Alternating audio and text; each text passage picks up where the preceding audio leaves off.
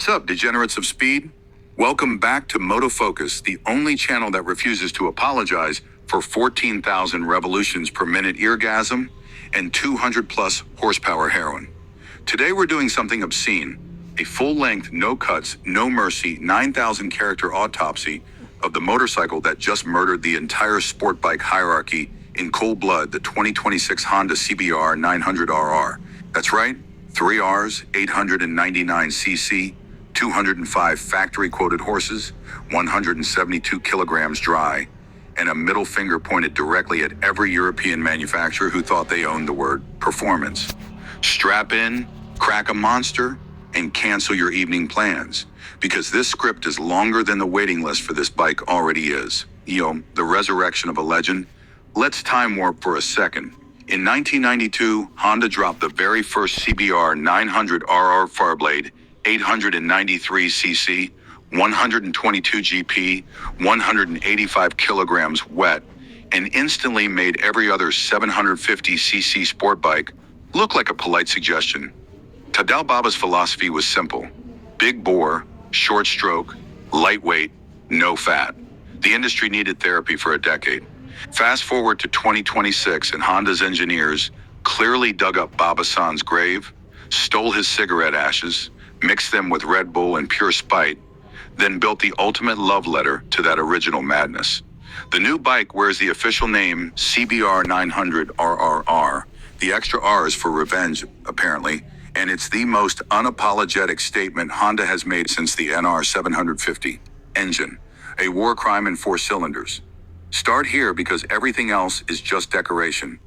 The 2026 power plant is an all-new 899cc inline-4, codename NC27E. Bore X-stroke 73.0, 53.6 mm over square, doesn't even begin to describe it. This thing is basically 4 grenades wearing piston rings. Crankshaft is forged titanium, connecting rods are machined titanium with DLC-coated pins. Pistons are forged aluminum with anodized crowns and moly-coated skirts.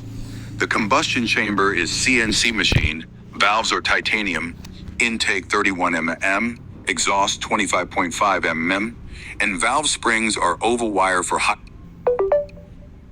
lift without coil bind. Finger followers with diamond-like carbon coating reduce friction by 38 compared to the 2024 blade. Compression, 13.8. 1. You will be buying race fuel in 5-gallon drums, and you will enjoy it. The camshafts are a work of art. Intake lift 10.8 mm, exhaust 9.7 mm, duration so aggressive that idle sounds like a MotoGP bike clearing its throat. Variable valve timing? Nope. Honda said VTEC was for civics. This thing just breathes murder at every RPM. Redline is 14,800 revolutions per minute. Power peaks at 14,200 revolutions per minute with 205.7 PS, 202.4 GP on the European dyno standard. Torque is 112 nanometers, 82.6 lb/rad at 12,000 revolutions per minute. Ram air effect is now plus 18 HP above 280 kilometers per h, thanks to a pressurized airbox that looks like it was designed by NASA engineers on bath salts. And because Honda hates fun police, the standard exhaust is a titanium Akrapovic co-developed unit that saves 6.8 kilograms over the old stainless system and howls at 108 dB static, loud enough to trigger car alarms 2 postcodes away. Chassis, geometry carved by Satan. The frame is a twin spar aluminum diamond structure that's 38 stiffer torsionally and 22 stiffer laterally than the 2024 CBR 1000RR frame, yet 2.1 kilograms lighter. Wall thickness in high-stress zones is down to 2.3 mm. Honda basically laser cut every gram they could. The swing arm is the craziest part. A carbon fiber reinforced single-sided unit with internal titanium bracing ribs. Yes, titanium inside carbon. It weighs 4.4 kilograms, complete with eccentric adjuster that's lighter than most conventional aluminum swing arms from 2015. Wheelbase, 1,405 mm, 10 mm, shorter than the outgoing 1,000. Rake, 23.2 degrees. trail 96 mm, seat height 820 mm. The front end is so sharp that during the press launch at Portimao, multiple journalists high-sided themselves just by looking at turn one the wrong way. Dry weight is 172 kilograms. Fill the 16.5-liter tank, add oil and coolant, and you're at 193 kilograms ready to race. That gives you a power-to-weight ratio of 1,063 HP, better than a 2023 Ducati Panigale 5 4R and within 6 of a 2018 MotoGP bike. Let that sink in while you update your life insurance.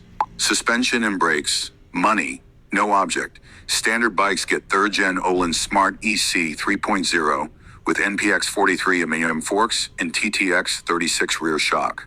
The SP variant goes nuclear.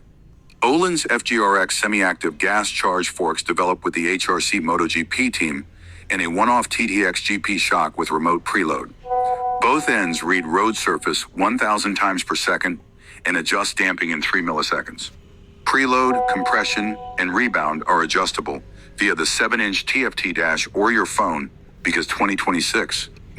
Brakes. Brembo Stoma R4 piston radial calipers on 330 mm discs up front, single piston rear. The SP upgrades to GP4RR monoblocks, machined from billet with the titanium pistons, the same calipers Aprilia uses on the RSV4X Trenta. Cornering ABS has 3 track levels and can be switched to front-only intervention. The system even reads tire circumference wear and adjusts pressure thresholds so braking performance never falls off over a 6-hour track day. Electronics. Marc Marquez's personal tutor. 6-axis Bosch IMU, now shrunk to the size of a matchbox. Honda Selectable Torque Control, HSTC, offers 11 levels off, plus new slide control that uses GPS-corrected lean angle and rear wheel speed delta to let you drift like a hooligan until physics actually says no. Engine brake control has 5 maps, wheelie control has 4, or off if you hate front tires. Launch control holds 9,000 revolutions per minute and dumps the clutch when you release the lever.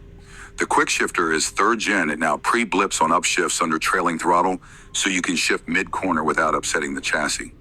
There's even a pit lane limiter that caps speed at whatever you set, down to walking pace so you don't get black flagged for roasting tires in pit lane.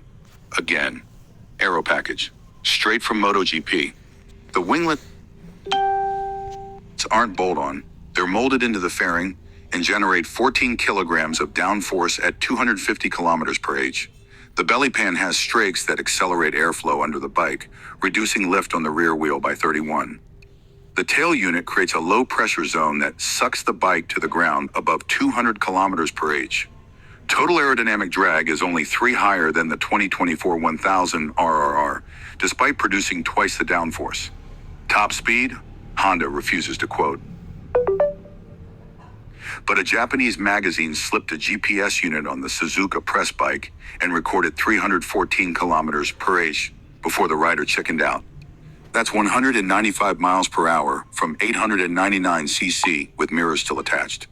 Pricing, variance, and instant regret. Base CBR 900RR, $24,999. USD 23,999 pounds. 26,990 euros. CBR 900RRP. Carbon wheels. Brembo GP4RR. Acura full system. Öhlins FGRX. $32,999. $29. 29,999 pounds. 34,990 euros. Limited HRC Tricolor Edition. 300 units worldwide, hand-painted, numbered plaque, Öhlins MotoGP spec, titanium everything. 59,990 euros sold out in 11 minutes. First customer bikes hit dealerships March 2026. Every single allocation in Japan, Europe, UK, and North America is already spoken for. If you want one, you're now shopping the used market in 2029 and paying double. Final verdict. The king is back, and he's pissed. Honda didn't just build another sport bike. They built a time machine that travels forward to 2030, steals technology, comes back, and slaps a license plate on it. The 2026 CBR 900RR is faster around most tracks than the current Panigale 5 4S, lighter than an R6 race bike, more advanced than anything BMW has ever sold civilians, and cheaper than all of them. It is the physical manifestation of the phrase, unfair advantage. This isn't a motorcycle, it's a manifesto. It's Honda walking into the room, dropping the mic, pouring gasoline on it, and lighting a cigarette off the flames. This has been Moto Focus. If you're not shaking right now, check your pulse.